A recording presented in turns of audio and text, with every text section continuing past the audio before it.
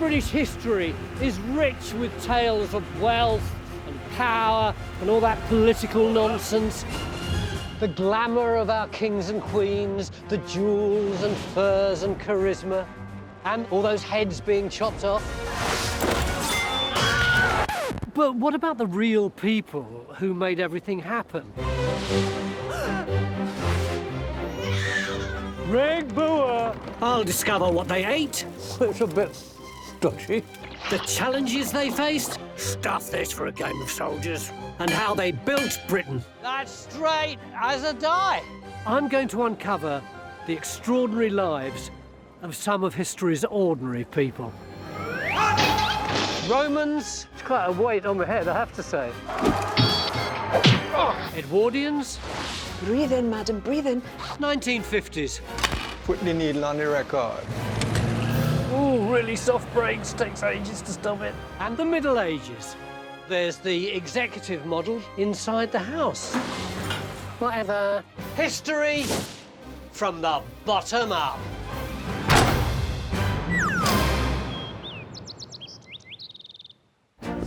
This time, I'm going back to the beginning of the last century. A time of glamour, class division, social progress, and the height of empire. The Edwardian era. At the beginning of the 1900s, the British had the most awesome fleet of ships the world had ever seen. It held the empire together and fed British industrial might, which meant that thousands of Brits were constantly building or sailing in them. Take Arthur John Priest, for instance. Arthur was just a teenager growing up in Southampton when he went in search of a life on the ocean wave. There you are, man, the ocean wave. Oh, look, there's life on it. If this is what he'd hoped for, he'd have been disappointed. Arthur ended up as a fireman, but it didn't involve hoses. I be the fire starter.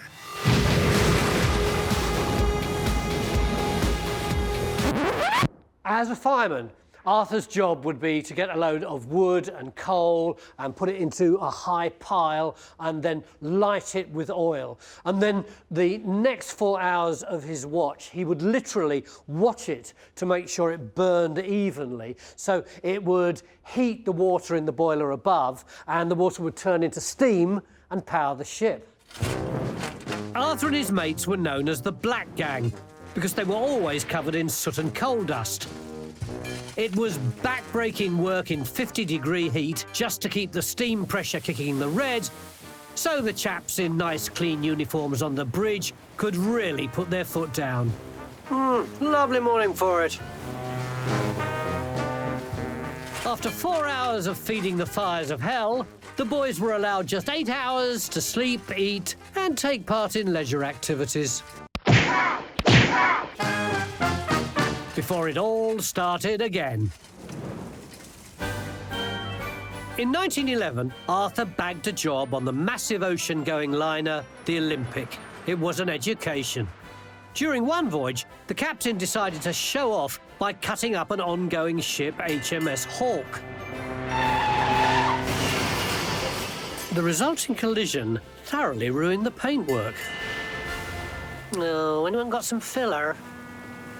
It wouldn't be the last time that Arthur's boat got totaled, but more of that later. In 1912, Arthur got a plum job that every Black Gang member wanted, on board the Olympic's sister ship. She was a little bit larger than this one. In fact, at the time, she was the largest liner in the history of shipping. She was nicknamed the Unsinkable. Oops, her real name was the Titanic. Like its sister ship, the Olympic, the Titanic was constructed in Belfast. Working inside it must have been awe-inspiring and terrifying. 29 colossal boilers heated by 159 furnaces, consuming 35 tons of coal an hour, 850 tons a day. all fed day and night by 205 firemen like Arthur to keep the Titanic going. Our story of Arthur is bound together with that of another person who inhabited a very different world. I suppose to most people, the word Edwardian conjures up pictures of big country houses like that one, full of gorgeous, fancy dresses. But our story is about someone a bit more ordinary. Her name is Ellen Mary Barber, known as Nellie. In her mid-20s, Nellie took a job as a lady's maid in Staffordshire. But she couldn't possibly have known at the time quite how fateful that decision would be.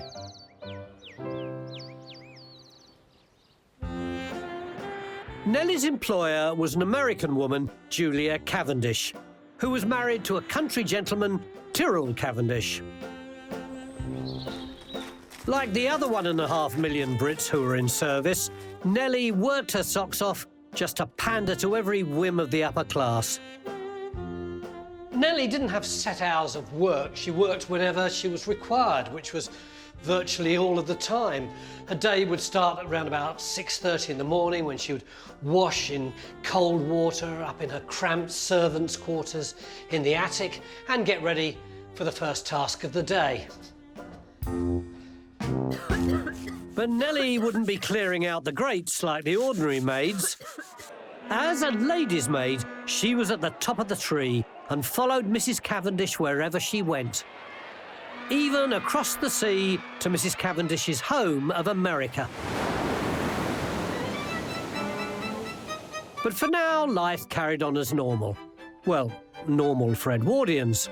And it started at the crack of sparrow every morning, bringing a cup of tea and some toast for Mrs. Cavendish to have in bed, and removing the chamber pot. Someone who knows about the sort of life Nellie lived is social historian and author Tessa Bowes. So Tessa, she's brought in the toast and the tea and she's used the potty. What happens next? She's taken the potty away. Yeah. She'll then return and decide what clothes she needs to lay out first for her mistress. This is a cloth. Yes, most importantly, the undergarments. Starting with one of these things, the corset. Wait a minute, I've got a great idea for women's undergarments. Whalebone. Ballet brilliant. That extraordinary Edwardian shape didn't happen without the aid of whalebone and lacing. And the corset got really important in the Edwardian era. It was tied eye-wateringly tight and often caused deformity to the wearer. So if you can imagine that the chest is out, the tiny waist is tucked back and the hips are thrust backwards. And Nellie's job is to, breathe in, madam, breathe in. The Edwardian waist was tiny. The corset is holding this poor woman in. She might only wear it for 2 hours and there'd be another outfit to put on. There'd be the walking in the gardens outfit, the walking in the park outfit, and the hunting outfit. No, there's the blighter. Bloody corset's killing me. Edwardian fashion was inspired by the extravagance of Edward VII himself. The dresses were supposed to be sexy and evoke a feeling of constant summer. Nellie was responsible for Mrs. Cavendish's fabulous collection of dresses, and she became an expert at mending them. The front is so beautifully elegant, but it's so elaborate, isn't it? It is so elaborate, and if you can imagine mending this sort of, antique Belgian lace and perhaps a pearl falls off at a ball. Or... How would Nellie have known how to mend that? It's so complex. She would have learnt, probably going into service quite young, watching what the other ladies' maids were doing. It was an absolute art. When does Nellie get a breather? Nellie does not get much of a breather. Between the hours of about 8 and 11 p.m, when Nellie's mistress is dining and socialising and staying up late, then Nellie might put her feet up, but she'll probably have a needle and thread in her hands. She's always on call.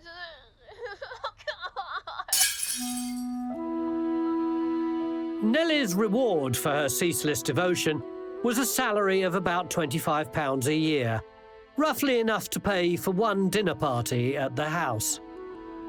The inequalities of Edwardian life were staggering, but Nellie lived in this extraordinary grey world where she was poor, but she experienced the life of the rich through travels with her lady. And as Julia Cavendish was American, that meant trips to the USA to visit her daddy. And on the sunny afternoon of the 10th of April 1912, Nellie and the Cavendishes travelled to Southampton and boarded the Titanic. They stepped into a world of eye-popping luxury. First class on the Titanic included a smoking room, a library, luxury piano lounge, and a choice of fancy eateries. This is the first-class restaurant of the Titanic. This is John Siggins, who's brought me high tea. I love a high tea, don't you? It was this degree of luxury, unprecedented on an ocean voyage, that the Cavendishes would have experienced. For instance, if they came down to dinner, amongst 1,000 other things, they could have had golden plover on toast. Of course, Nellie wouldn't have experienced quite this degree of luxury, but she would have had some pretty good food in another restaurant just down the corridor. It is incredible, isn't it, how fascinated we still are with the Titanic and the snapshot it gives us of Edwardian life. Of course, this isn't really the Titanic. The Titanic, as you probably know, is down the bottom of the ocean. This is actually in Ripley, in a garden shed which John has miraculously turned into the first-class dining room of that iconic ship. Cheers, John, great work. The Titanic was a microcosm of the Edwardian class system, which was entrenched in every part of society. Right at the top were the Cavendishes in their first-class cabin, with their servant Nellie on hand in modest quarters nearby. Separated below was second, then below that, third class. And right at the bottom, one Arthur Priest, the fireman, working his arse off to keep the show going. To help Arthur feel at home, his old boss joined the crew too.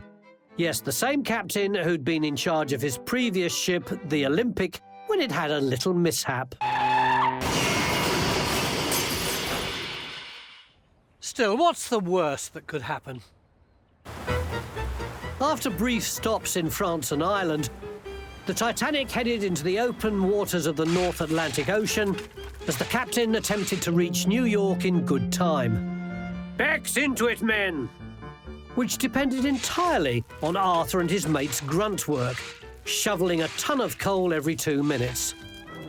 And to keep him going, the White Star Line fed Arthur heartily.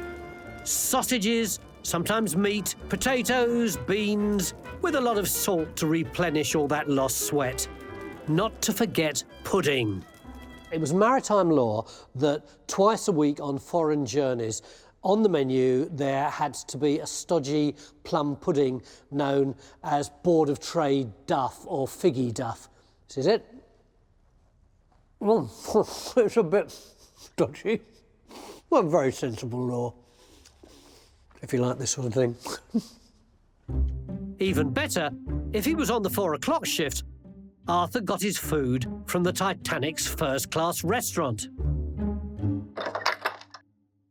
What? Obviously, they wouldn't let a working-class man covered in soot anywhere near it, but he'd get a pile of leftovers sent below. Perhaps even from Mrs. Cavendish's own plate. And if Arthur was really lucky, it might even be a bit warm. But the very best thing was, if the weather got rough and the passengers were put off their food, there might be a lot of it. Chicken, anyone?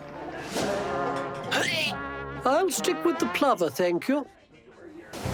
At just before midnight on the 14th of April, Arthur, who'd been resting between shifts, woke with a start. There was a horrible screeching thud, and everything went flying.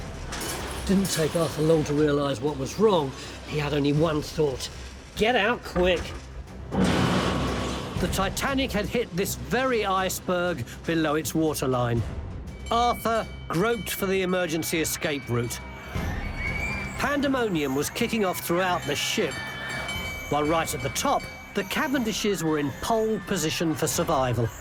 Mr. Cavendish told his wife to take warm clothes and her jewellery, and he led her outside, followed by Nellie.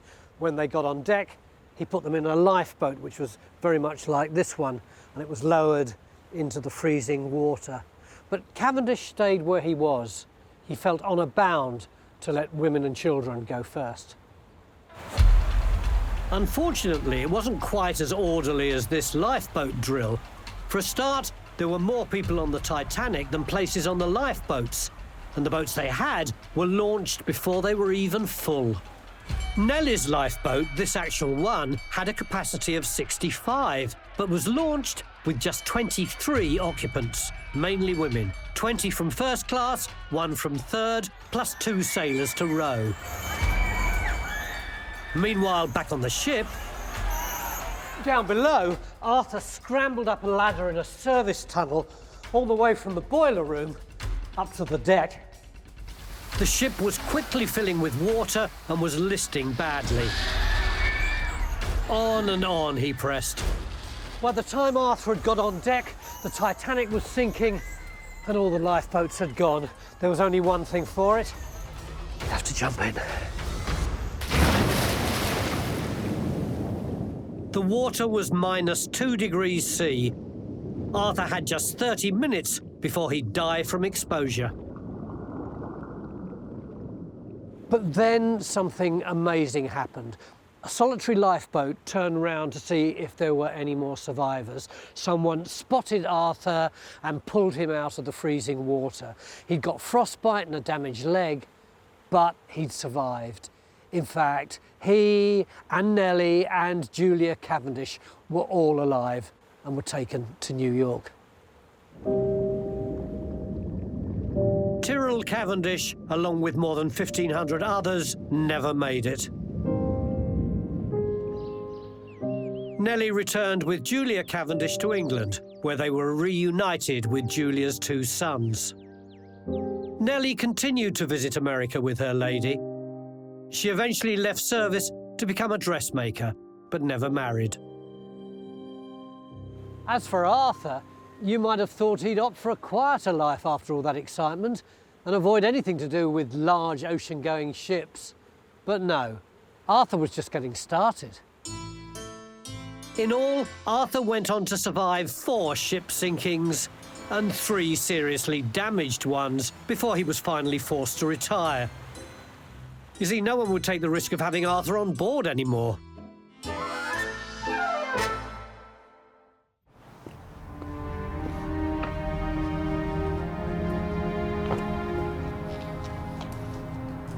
Cool.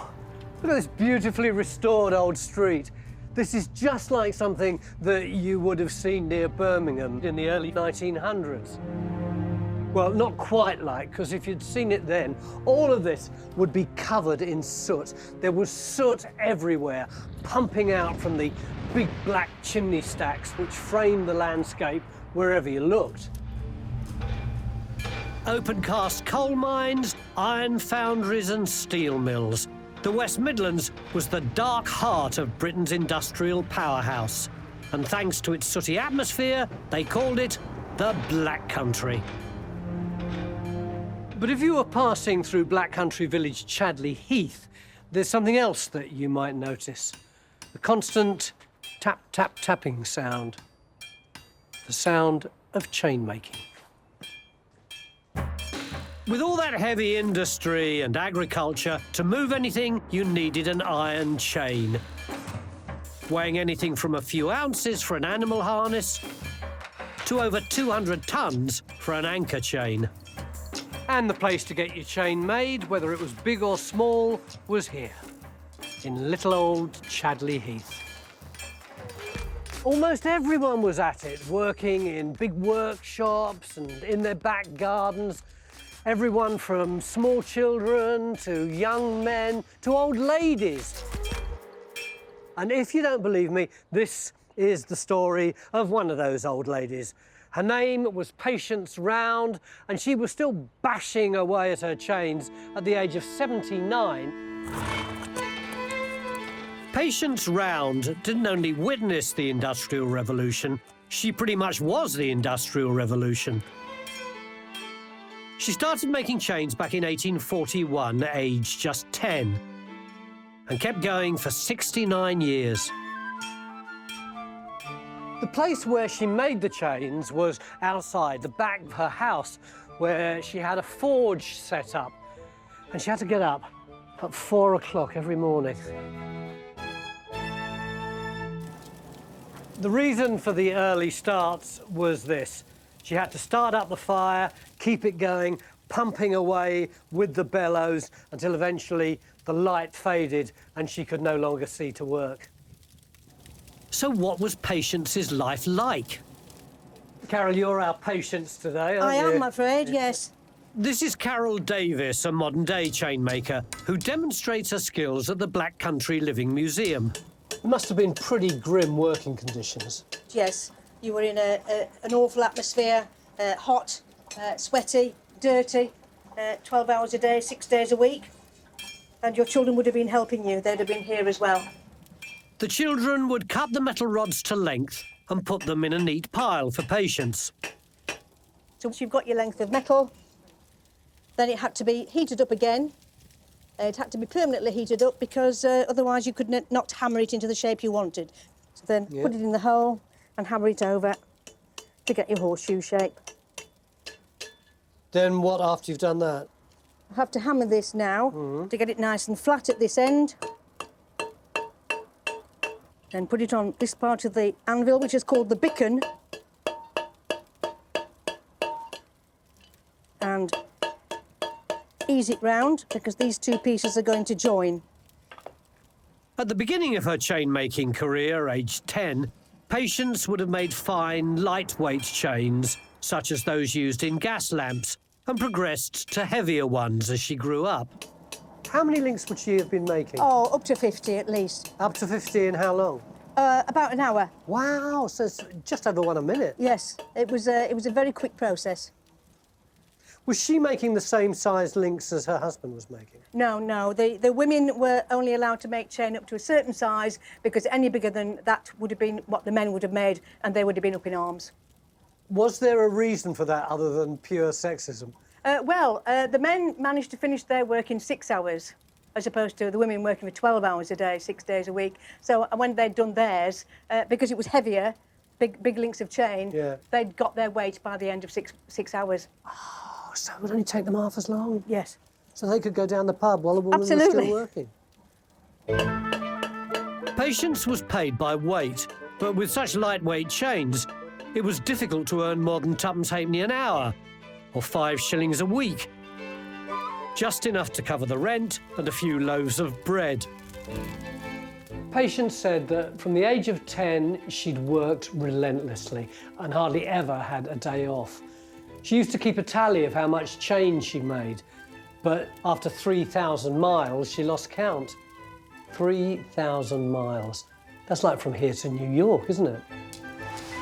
Come on, Mum, we've only done 1,826. That's 1,825 more than you. What I find so humbling is that despite the frankly miserable nature of her job, Patience remained so positive about her work. She said she grew to love the forge because the glowing fire keeps me warm and the bright sparks keep me cheerful. Patience's sunny outlook is especially impressive because at 79, she was also supporting her disabled husband. But she'd soon have another reason to be cheerful. In 1909, a radical Liberal government came to power, which included David Lloyd George and the young Winston Churchill. We're in. This'll be the high point of your career, laddie. Oh, no, it won't.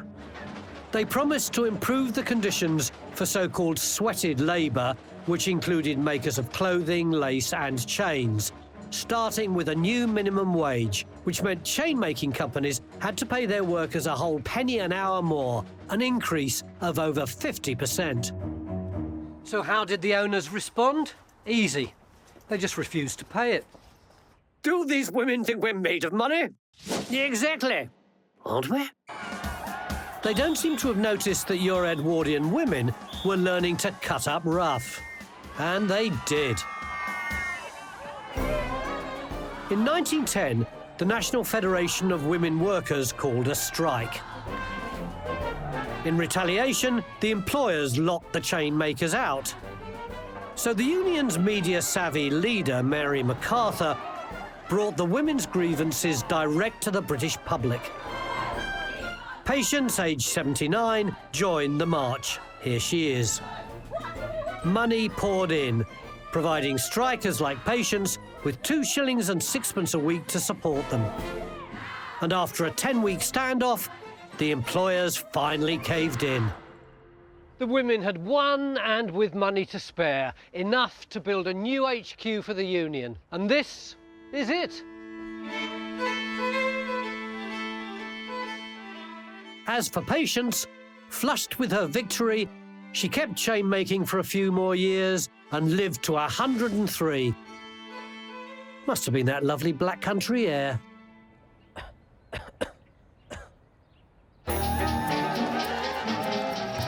By the Edwardian period, kids were no longer being sent out to work aged 10. They received free schooling to the age of 12, and millions got free school meals too.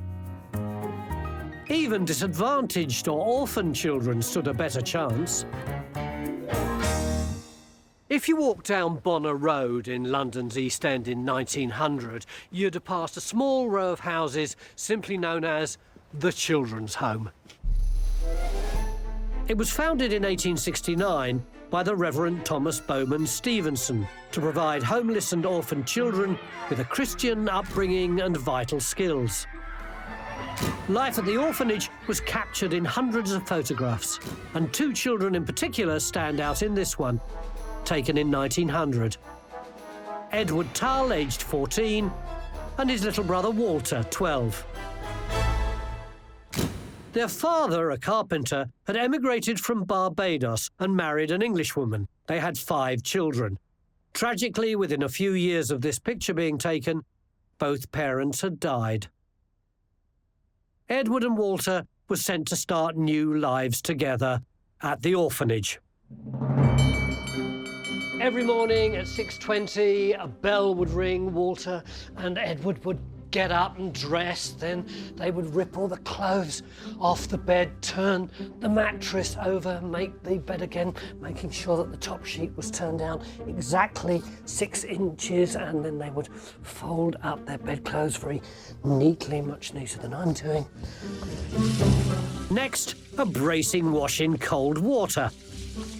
And finally, they'd all stand in line for an inspection by Sister Ethel, who kept the brothers and the rest of their house in order. I saw that, Ernie. Or to do nothing. After that, there'd be a task. When they were new boys, it would probably be something like cleaning everyone else's shoes. And only when that was done to the sisters' satisfaction would they be allowed to go to breakfast. Bread and marge with cocoa. Then it would be off to chapel for prayers. Before a morning of lessons, reading, writing and arithmetic, geography, composition, drawing and grammar. The highlights of the day were pie and mash for lunch, and at the end of lessons, 2 hours of free time. Both Edward and Walter were keen on sport and singing.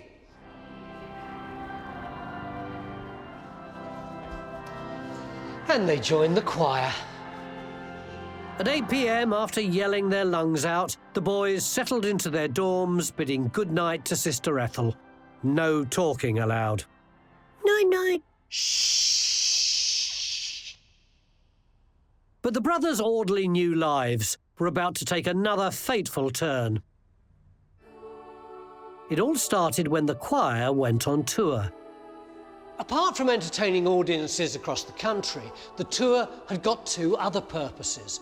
One was to raise money for the orphanage, and the other was to showcase the children for potential adopters. The brothers' gig in Glasgow was attended by a childless couple, the Warnocks, who showed an interest in older brother Eddie. The couple made what the orphanage described as an excellent offer for Eddie. His host is a dentist. He's willing to take Eddie, treat him as a son, and teach him his profession. And of course, there were no social services in those days, so there was no formal interview or anything. It seemed like a good idea. So the decision was made. Eddie was packed off to the Warnocks, and his little brother Walter was left in the orphanage 400 miles away in Bethnal Green. Although Edward's new family paid for Walter to visit from time to time, Walter struggled alone. Edward did indeed begin training to be a dentist when he reached 20. Walter too began to train for a profession as a printer. He soon moved out of the orphanage to live in a hostel. As he grew, Walter developed into a powerfully built young man and a very good athlete. His great release was cricket and football. On Saturdays, he played on the boggy fields of his local Victoria Park and Hackney Marshes. Then, aged 20, Walter's life changed again. I'm just round the corner from where Walter's orphanage was in Bethnal Green at the old Spotted Dog ground, which is still home to the mighty Clapton Community FC. In the early 1900s, Clapton FC was one of the country's top amateur sides. And in 1908, they signed Walter. An Edwardian version of their kit is being modelled by one of Clapton's players, Dean Borhaw. And this is current manager, Jeff Ockran. What was Clapton like as a team before Walter came here? They were, one of the top amateur sides. Clapton were renowned for beating professional teams, such as Tottenham, Arsenal, at that time. This was the time when there was this gradual professionalisation of the game, wasn't there? Yes, and there was a big split because everyone started as amateur first, and then some clubs decided to stick with the amateur roots, and some obviously went the professional route. Clapton stuck with their route because I think they wanted to kind of keep that ethos of being such a working class club. So Walter turns up. Yes. What kind of impression does he make? Straight away, I think he started in the reserves, made a great impression, made his way up straight to the first team. What position did he play? He was a forward. I think he scored 20-plus goals in his first season, again, which was kind of a big feat, coming straight up into that senior football, which he's never played before. The newspaper reports were quite well and complimentary of him. Young Tal created such a favourable impression by his clever footwork that he gained his place in the first team right away. Did they do well with Walter in the team? Yes, they did. They won the treble in that season and obviously won some cups. Would he have been well known around here? Would people have turned their heads when he walked past? Yes, traditionally, when you're a striker, you're kind of like the focal point of any team. You're kind of like the superstar. You're the one who wins the game, scores the goals, and he was definitely that. Scoring the amount of goals he did in his first season, he was kind of like the main guy. Walter became a local hero, but it wasn't just the Clapton fans who were impressed. There were spies in the crowd. Scouts from a nearby, very famous professional club. Tottenham Hotspur had just won promotion to the First Division, and now they wanted Walter. Yes! Good boy! Walter hesitated. The professional game would mean high pressure. Each week, facing a boisterous crowd of 70,000, and he just liked playing for fun.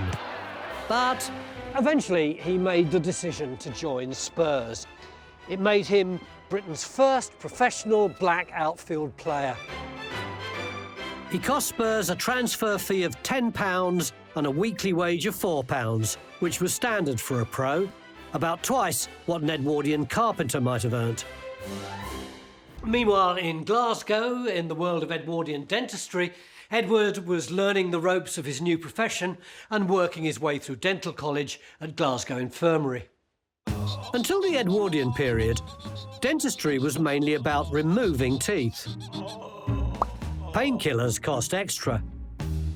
Mike Gow is a dentist, amateur historian, and coincidentally Edward's first cousin 3 times removed by adoption. He knows a bit about what Edward had to cope with.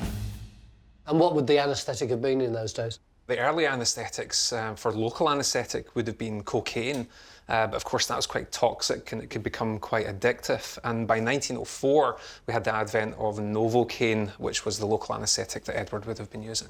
Why would people have chosen to have their teeth taken out when it was kind of much cruder than it is now? A lot of the time it was through necessity. So if you had pain or any problems, the tooth would come out. Open wide! But there are a number of anecdotes of people who would electively have teeth removed. So, you know, if you had enough money... Oh, my word. Close again, please.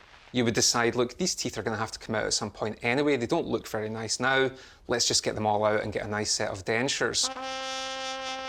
There, that's lovely. So there are anecdotes of ladies when they had their 21st birthday or they're about to get married, they would have their teeth removed and a nice set of dentures because then that's their dentistry sorted for life. I say, Mabel, what gorgeous forces. Or if you had the money, with advances in drilling and filling, it was becoming more fashionable to actually keep your teeth.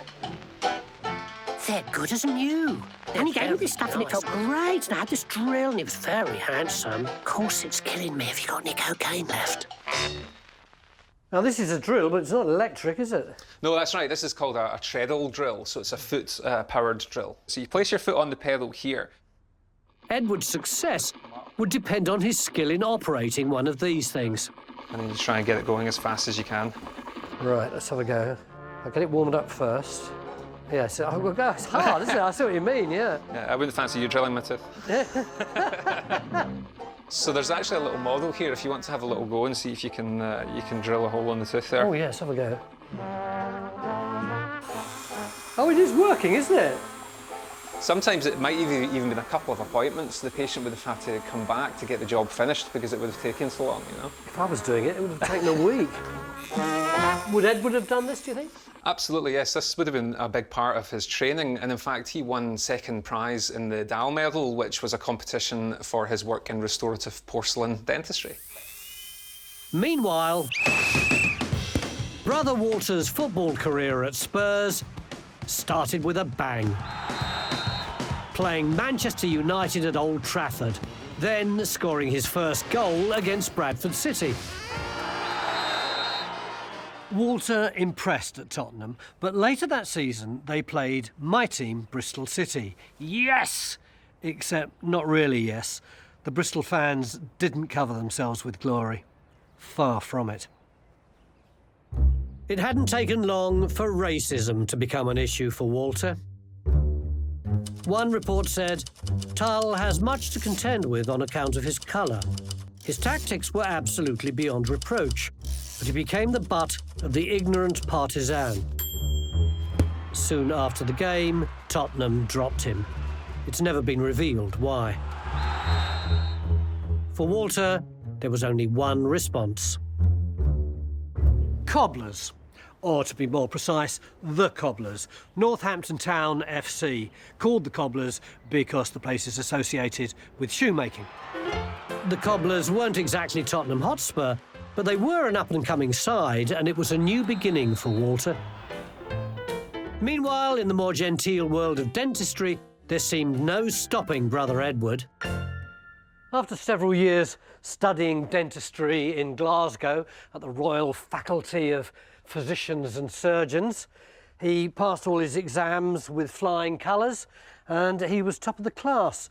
Look, here he is, Edward Tull Warnock. That's the address of his adopted dad, and there's the date of his registration as a dentist, June the 28th, 1912. After graduating with such distinction, Edward should have had the world of dentistry at his feet. He went for his first job interview in Birmingham. But the moment he walked into the door of the practice, he threw the dentist into a state of shock. "My God," said the bloke, "you'll destroy the practice in 24 hours. He refused to consider Edward purely because of his colour. It must have been a tough experience for Edward. All those years in the orphanage, working hard at school, becoming an outstanding dental student, and now all his opportunities had disappeared just because he was black. He must have worried that he'd never get a job. But thankfully, he had a fallback option, one that had been taken by so many sons of successful fathers before him. He went to work for his father, James Warnock. Warnock and Son became a successful dental practice, and Edward's reputation as a respected dentist began to grow. Edward became a fully paid-up member of the middle class. He even joined Turnberry Golf Club and got to hobnob with the likes of the chairman of his local football team, Glasgow Rangers. So naturally, he put in a good word for his brother Walter. And before they knew it, in 1914, Walter signed for Rangers. Playing for Rangers would bring the brothers back together again.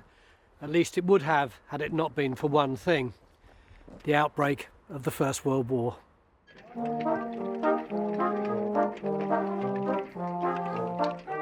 Walter joined the 17th Battalion Middlesex Regiment, commonly known as the Footballers' Regiment. His leadership qualities were noticed, and the British Army ignored its own rule book, which banned black soldiers from becoming officers, and promoted him to second lieutenant. But tragically, Walter's luck didn't last. In 1918, he led an attack across no man's land and was killed by a German machine gun. They never found his body.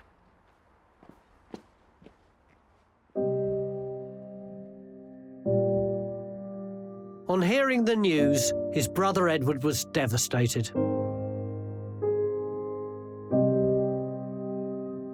He said, "It was the worst moment of my life. I just couldn't believe it. Walter is dead." But for Edward, life had to go on. He married later that year and became the proud father of a little girl. For so many in Britain, it was a similar story. A period so full of optimism and promise had been consigned to history by the heartbreaking losses of the First World War.